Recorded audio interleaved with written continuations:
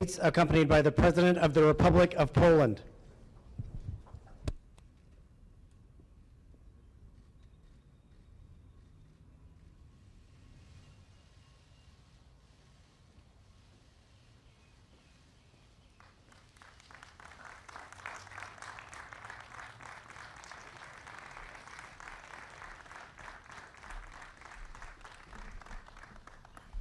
Thank you very much, please.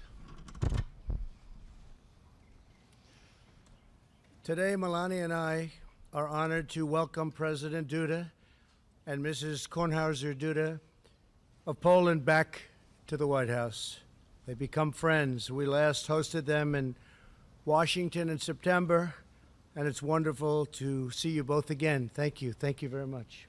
Thank you. Great honor. Since our last meeting, the unbreakable bonds between the United States and Poland have grown even closer. This year, as our nations mark 100 years of diplomatic relations, the U.S.-Polish alliance is stronger by far than ever before. Earlier today, President Duda and I signed a joint declaration affirming the significant defense cooperation between our nations, and as the declaration makes very clear, the United States and Poland are not only bound by a strategic partnership, but by deep common values, shared goals, and a very strong and abiding friendship. Our people are united by the enduring ties of civilization, culture, and history. We respect the rule of law, revere individual rights, and prize our timeless traditions. We embrace country, faith, family, and freedom. Over the past century, brave American and Polish patriots have repeatedly stood together to defend our sovereignty, our liberty, and our noble way of life. When I was last in Poland, I was very proud to stand among veterans of the Warsaw Uprising and recall their incredible courage in the face of Nazi tyranny. Today we honor the sacrifices of all those who came before by doing our part to safeguard our independence and strengthen the incredible U.S.-Polish alliance. As stated in the joint declaration, the United States and Poland continue to enhance our security cooperation.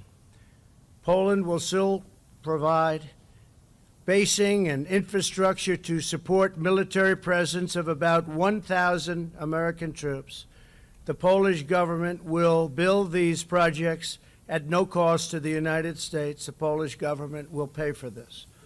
We thank President Duda and the people of Poland for their partnership in advancing our common security. Poland's burden sharing also extends to the NATO alliance, where it is among 8 NATO allies, including the United States, currently meeting the minimum 2% of GDP. That's for defense spending. And Poland's there, and you've been there from a very early date, and we appreciate that very much. And we've been there also. There's been a total of 8 out of 28. The rest are coming along because nations, at my urging, have paid more than $100 billion more toward the NATO defense. Last month, I was very pleased that Poland announced the intent to purchase 32 American-made F-35 fighter aircraft like you just saw.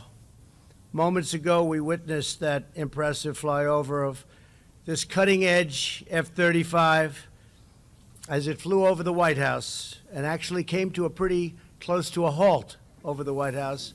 I was saying, what's wrong with that plane? It's not going very fast. But it's an incredible thing when you can do that. The plane can land dead straight, and it's one of the few in the world that can do that.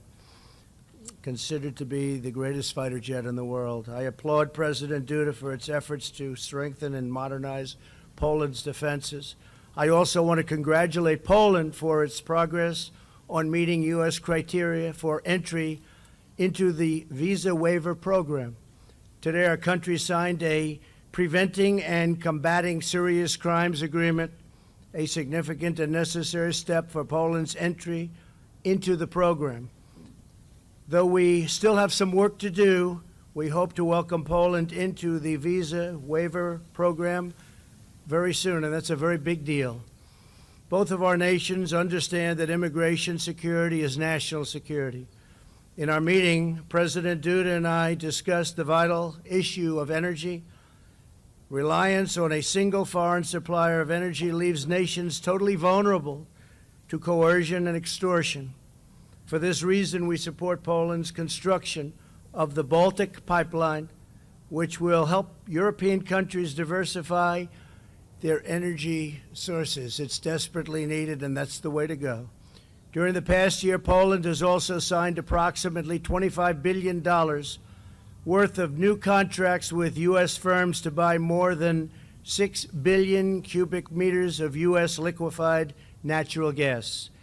Today, our nations just signed another contract for an additional 2 billion cubic meters worth approximately $8 billion. So between the planes and the liquefied natural gas and many other things that Poland is doing, which is doing very well, because Poland is doing very, very well, we appreciate it. Thank you very much, Mr. President. Our countries also signed an agreement to expand U.S.-Polish civil nuclear cooperation, which will likewise advance Poland's energy and security and deepen our bilateral commercial ties. Economic relations between the U.S. and Poland are thriving. We're committed to further expanding commerce based on fairness and reciprocity, perhaps my favorite word, across many critical areas, from defense and diplomacy to energy and economics. The alliance between the United States and Poland is reaching extraordinary new heights in 2019.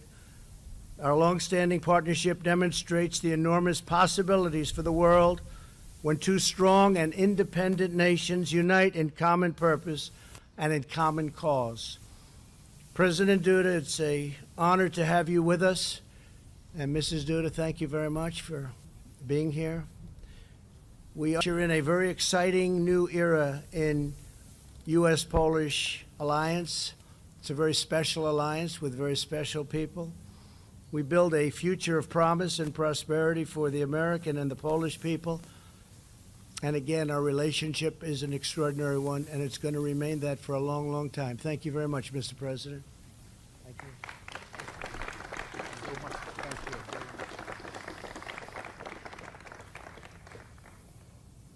Wielce szanowny panie. Distinguished Mr. President, a wonderful First Lady of the United States of America, distinguished ministers, all distinguished guests, ladies and gentlemen. First and foremost, together with my wife, we would like to thank you very much, Mr. President Donald Trump. Thank you also to the First Lady, Melania Trump, for this invitation to Washington. Thank you for this possibility of holding another within the last 10 months official visit to the United States here at the White House. This clearly demonstrates how close and how good contacts are today between Poland and the United States. Mr. President, all of us hope that you will visit us in Poland in September and that we will be able together to commemorate the memory of all those who fell and who perished during the Second World War, which started on the 1st of September 1939 in Poland through the attack of Nazi Germans on our country.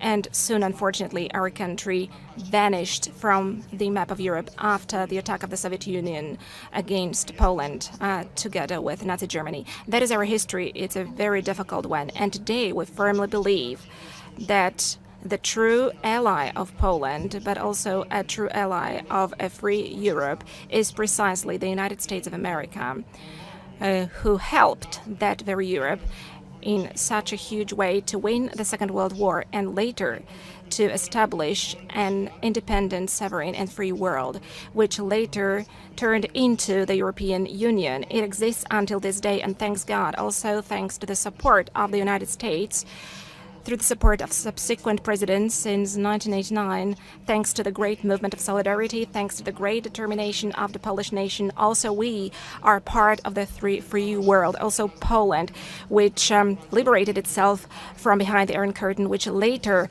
led to the collapse of the Iron Curtain through the votes of the people cast in elections in 1989. In those elections, people said no to the communists. Also, Poland can develop today as an independent and truly sovereign country, a country which wants to build the European community, and a country which also wants to build the Euro-Atlantic community. In our understanding, this is an absolutely key element of peace and good cooperation across the globe. Thank you very much, Mr. President. Thank you that, for sure, you are among those presidents of the United States who understand how it works perfectly. You understand that when the U.S. looks at Europe, when it looks at the security of the European states, it plays a key role for the peace around the globe. It is of key importance for the peaceful development of democratic states and democratic communities. Thank you, Mr. President, for this extreme kindness towards Poland and perfect understanding of Polish matters, which you showed to us in 2017 during your visit to Poland, during your memorable speech that you gave at the monument of the Warsaw Uprising, where so immensely important words for Polish people fell, which are of historic importance to our nation and to Europe. They showed what Poland means and who Poles are. Mr. President, thank you for uttering those words back then, and thank you also for this policy which is being implemented right now, which demonstrates that you are this kind of man and this kind of a politician who not only speaks, but to whom first and most important are the deeds.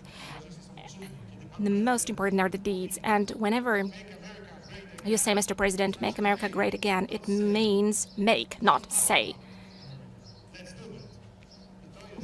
And this precisely is of crucial importance. Hence, the agreements that we're signing, hence two agreements between our two states concluded today, two memorandums of understanding, which we signed just a moment ago. One of them I signed personally concerning the security and military cooperation. As you mentioned, sir, there will be more American troops in Poland. This is going to be an enhanced cooperation.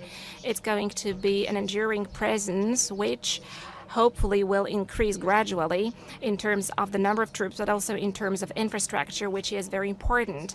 Thank you also for the decision to establish the division headquarters in Poland. This is of huge importance, not only to Poland, but also to our part of Europe, to Central Europe, to the Baltic states, and to all those to whom the enhanced forward presence was established of the United States and other NATO states along NATO's eastern flank. I'm deeply grateful for that. But thank you, Mr. President, also for the remaining agreements. Thank you for this agreement which talks about preventing and combating serious crimes. It moves us closer to a visa waiver program between Poland and the United States, which to you, Mr. President, and to me, and first and foremost to Poles, is so important, is of such a crucial importance. Thank you, Mr. President, also for excellent energy cooperation that we have in terms of LNG supplies. We talked about this in 2017 in Warsaw during our meeting, that gas from the United States should be delivered to Poland, and it is delivered,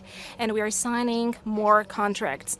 And gas tankers from the United States are coming to the port of Świnoujście today, and the gas from the United States has become a fact in Poland and in our part of Europe. Thank you, Mr. President, that there are going to be more supplies. I'm very happy about that, because to us it means diversification of sources of supplies. It also means the development of gas security. To us, it also means good business, just as I deeply believe is a good business for the United States of America. But thank you also for the agreement on cooperation in terms of nuclear energy used for civil purposes.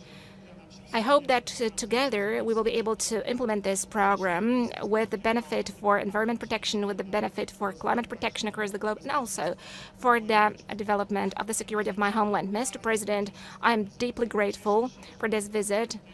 I'm pleased that thanks to this presence, we're able to show the very good cooperation that we have between Poland as part of the European Union and the United States, and I firmly believe that thanks to your incredible view of the European matters and thanks to your understanding to our Polish matters and to the meanders of our history, this cooperation is going to develop better and better, first and foremost also with the benefit for the United States, whose interests you are representing, Mr. President, also understanding the rest of the world. Thank you very much for that. Thank you. Thank you very much. We'll take a few questions. Emerald, OAN.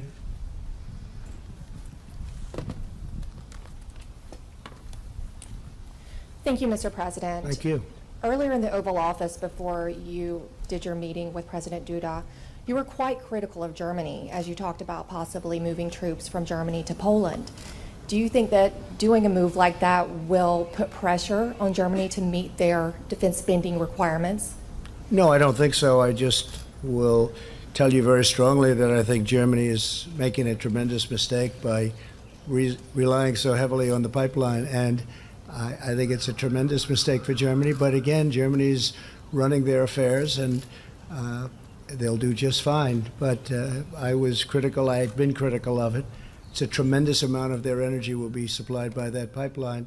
At the same time, having nothing to do with Germany, Poland said that we would like to build a facility, a great facility, and would like to have you come to that facility. So we're going to be there with a limited force, but we'll be there, and we appreciate Poland doing what they're doing. It's a great location. It's a tremendous plant, tremendous facility, and it's our honor to be there. Poland's been a tremendous friend of ours for a long time, and when Melania and I were there not so long ago, it was a very special day.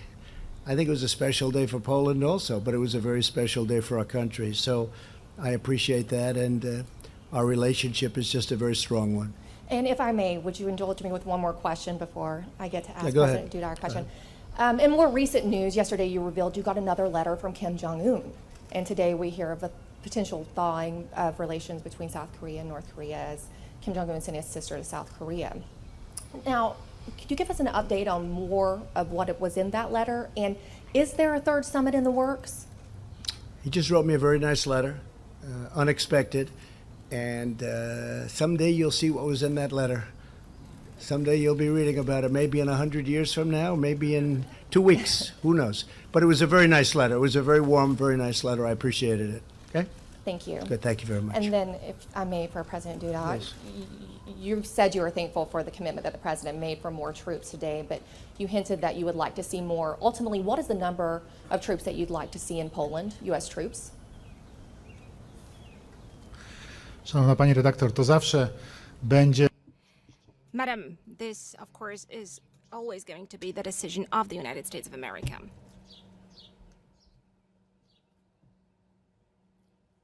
This is going to be the decision of the United States of America. And troops. to zawsze slightly below that. będzie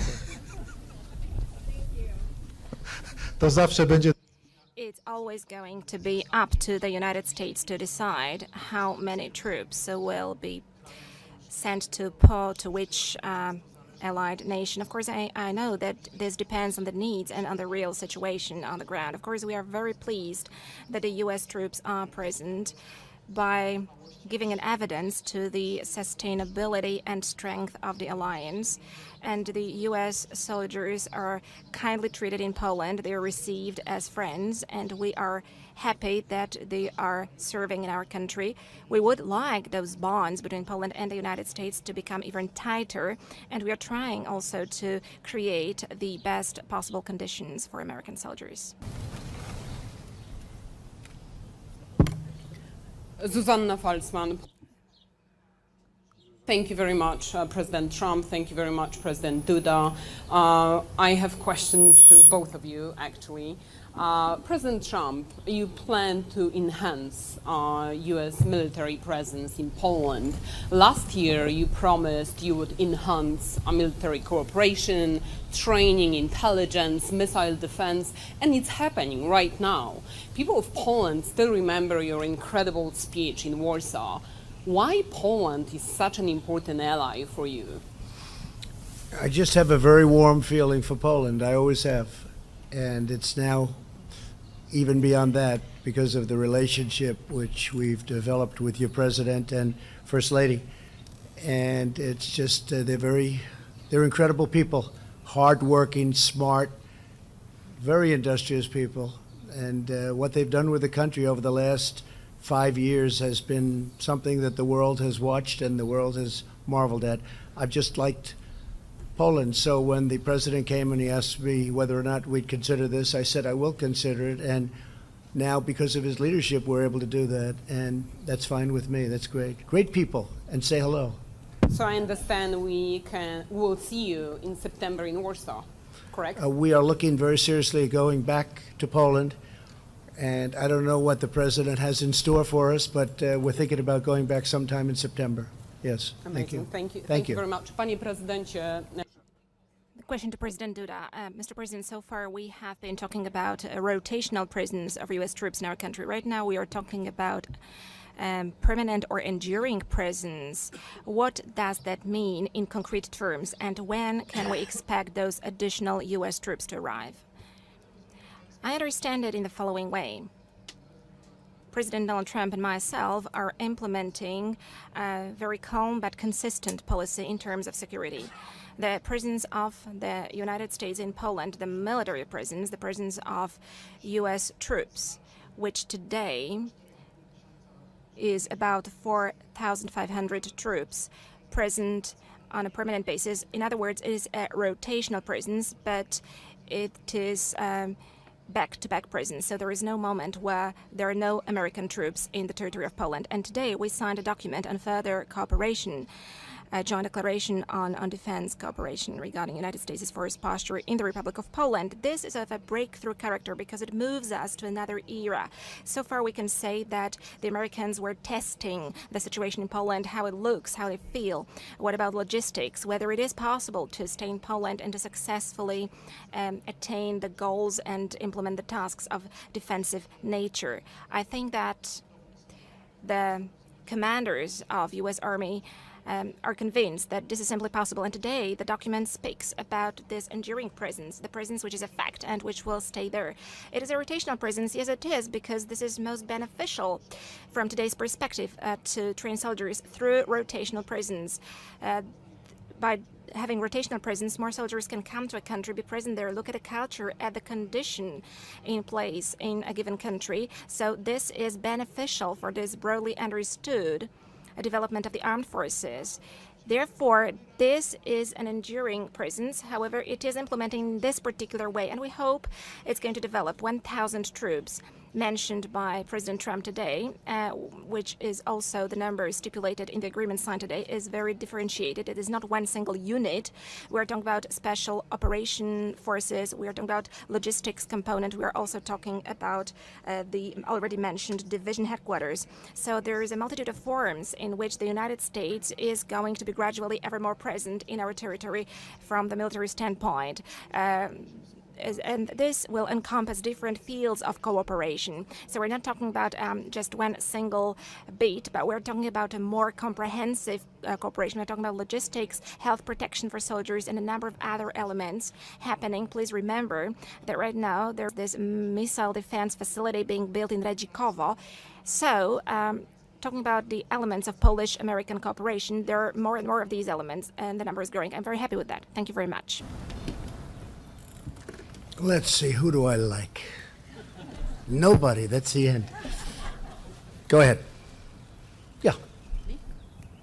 Mr. President, thank you very I much. wasn't pointing to you, President but you Duda, can go thank you. ahead. Here we go. Pointing to. I was actually pointing to my friend with that beautiful hat on, Jeff but that's needs okay. All right. You'll well, give I'll up your give him my question? follow-up question. You'll give up your... We'll share the question. Okay, we'll share it. Good. Mr. President, you seem to suggest yesterday that you are essentially committing to not spying on North Korea. Is that what you meant? Were those comments interpreted accurately? No, If it's not so, what I why? meant. It's what I said, and that's. I think it's different than maybe your interpretation. I think we're going to do very well with North Korea over a period of time. I'm in no rush. The sanctions are on. We got our hostages back. Our remains are coming back. You saw the beautiful ceremony in Hawaii with Mike Pence. We're getting the remains back. There's been no nuclear testing whatsoever. They'd like to do something. I did get, as I said yesterday, a very nice letter from Chairman Kim, and I think we're doing very well. When I took over as president, I will tell you, it looked like it was going to be war with North Korea. You know that. Everybody knows that. And it was going to be quite brutal.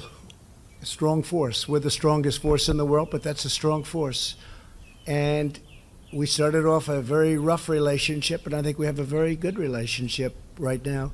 So we'll see what happens. I'm in no rush. But there's been no nuclear testing whatsoever.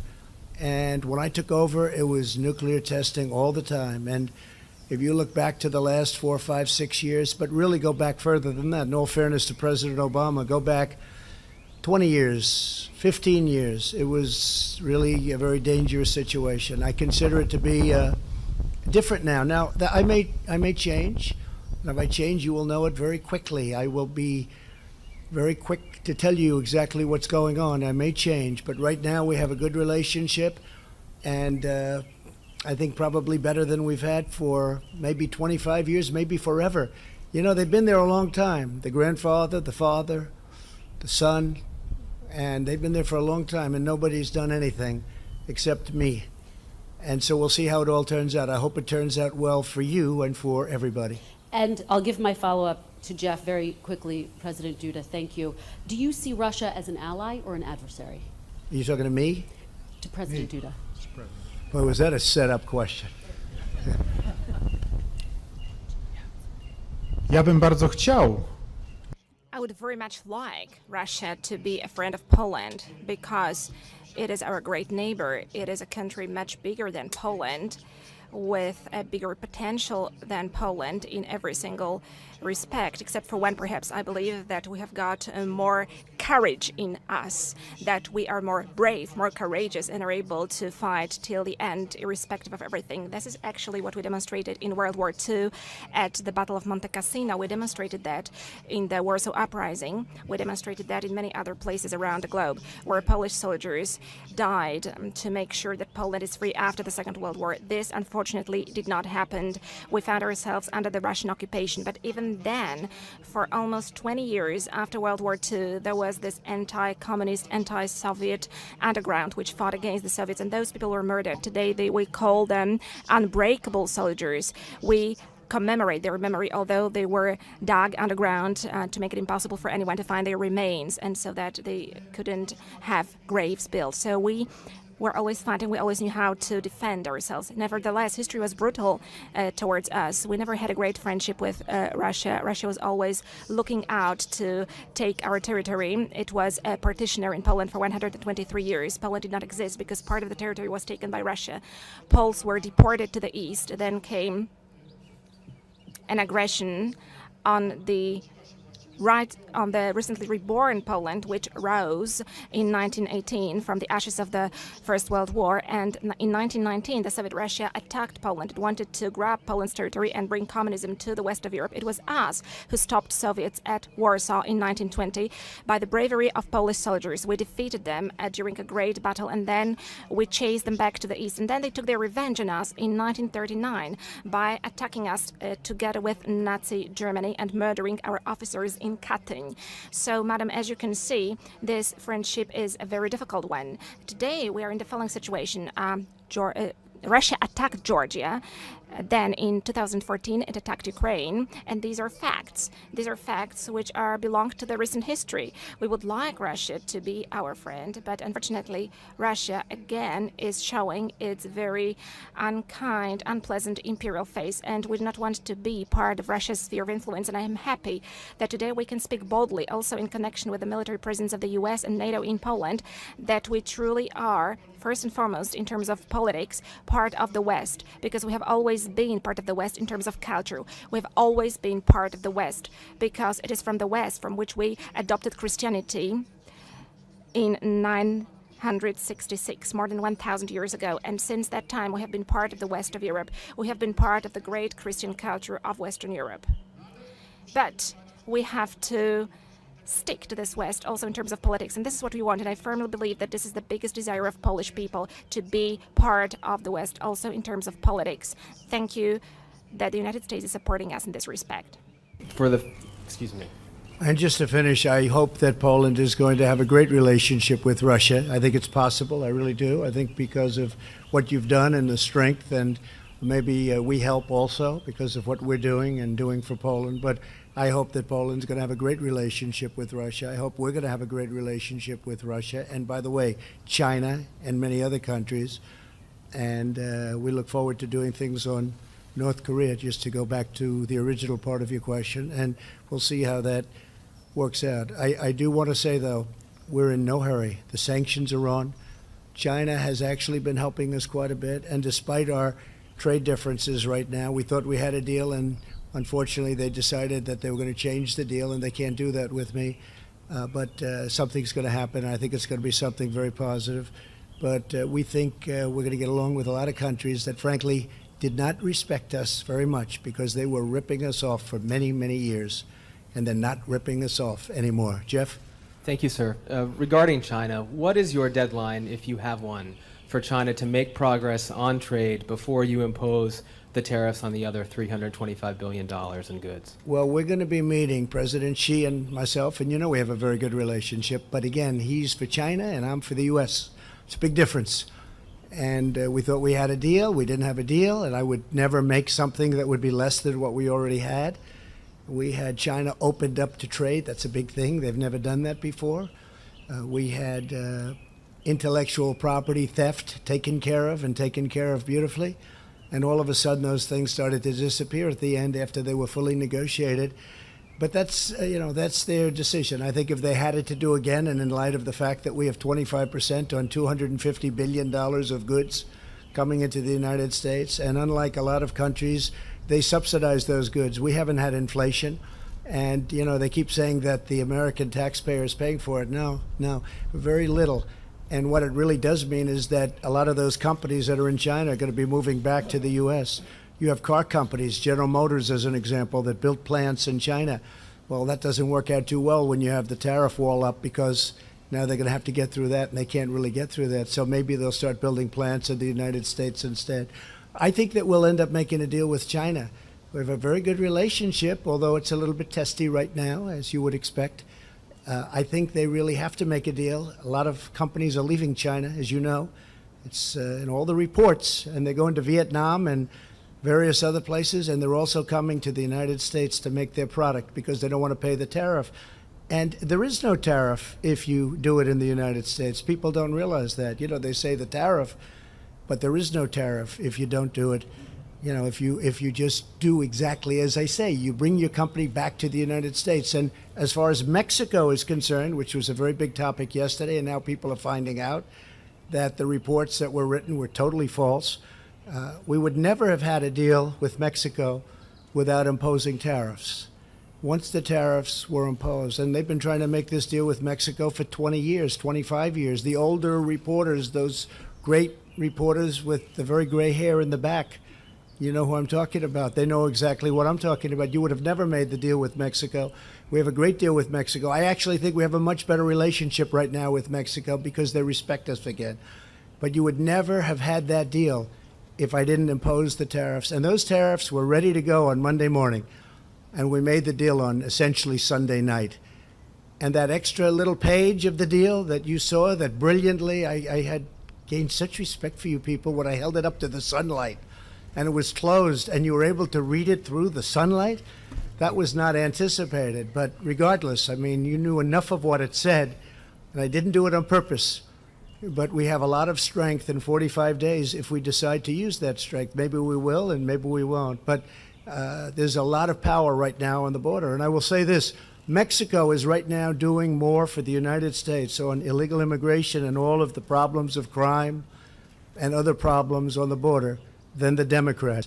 We can solve our problem on the border in 15 minutes if the Democrats would sit down, straighten out asylum, which is a total mess, but very uncomplicated, straighten out asylum and get rid of the loopholes. It would take, Jeff, 15 minutes. Okay? Thank you. But Please. just my original question, sir, was, do you have a deadline for imposing the 325? No, I have no deadline.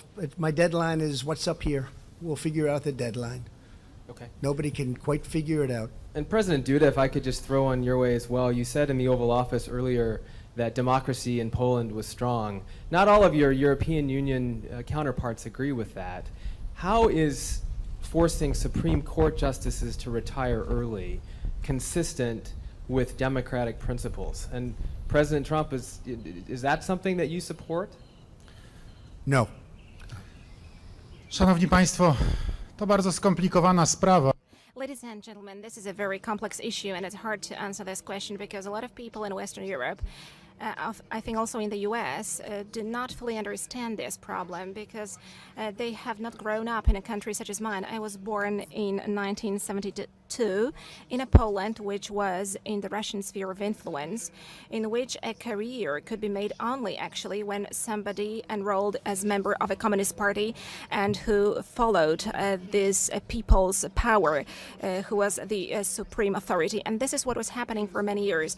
Although, as you know, ladies and gentlemen, a solidarity movement grew. People were imprisoned, people were tortured, people were killed during the martial law and after as well, be it openly or in a secret way. And this was the reality of Poland until 1989. And now imagine, ladies and gentlemen, that not so long ago, a few years ago, I was surprised to discover that in the Polish Supreme Court there is a whole group of justices who were issuing sentences as judges, members of the Communist Party before 1990, who were even passing sentences during the martial law, sentencing people to prisons based on the law of the communist martial law. And when I was asked whether the Supreme Court needs to be reformed, I said yes, if Poland is supposed to be a truly democratic, free and sovereign country, if it is supposed to be a country we want it to be for our children, for the generation who was born after 1989, then for God's sake, those people have to leave, they have to retire, and this is what we did. As a matter of fact, everything that we were doing was aimed at retiring those people. But as you can see, unfortunately, although 30 years have passed, they have got influence. The influence which they were building after 1989, where they assumed a new identity of an elite of a new state. So this influence is still strong. This is what I can say. And let me assure you of one thing. The freedom of speech is absolutely respected in Poland. Poland absolutely respects all constitutional standards, just as in the United States, the right to assemble, the right to the freedom of speech. There is free media in Poland. There is everything that is functioning in a normal democracy. One can announce what they think, one can demonstrate, one can say what they think. In Poland, people are not attacked during demonstrations as it happens in other Western European country. Police do not use truncheons or tear gas against people. People can speak their mind. They can express that they're not pleased with something. This is their right in democracy. Please ask Polish journalists, when was the last time, when was the last demonstration in Poland when some kind of tension happened? No, it didn't, because in Poland we respect the right to demonstrate and to express your concern, because we believe that this is one of the foundations of democracy in Poland. There is absolutely free and just elections. All the standards are respected. So please, ladies and gentlemen, come to Poland and see Poland with your own eyes. Please do not repeat certain stereotypes that are repeated in the West. Poland today has got quite a conservative government. That is true. And this government has got certain standards of action. Not everybody subscribes to those standards, especially people of more leftist views. But this is the nature of democracy. So once you have got one side of the political scene in power, and then people make a different choice, and another side of the political stage comes to power. There is nothing extraordinary about that, and this is the change that is happening in Poland. But when somebody wins the elections, then they have the right to implement the program which they announced before the elections. Excuse me, however, realizing implementing the program which you presented in your election campaign is not only the right, but I think an obligation resting on a politician, and this is exactly what is happening in Poland. Marcin Wrona, TVN. A question for both presidents. Mr. President, you said just a moment ago that Poland will join the visa waiver program soon.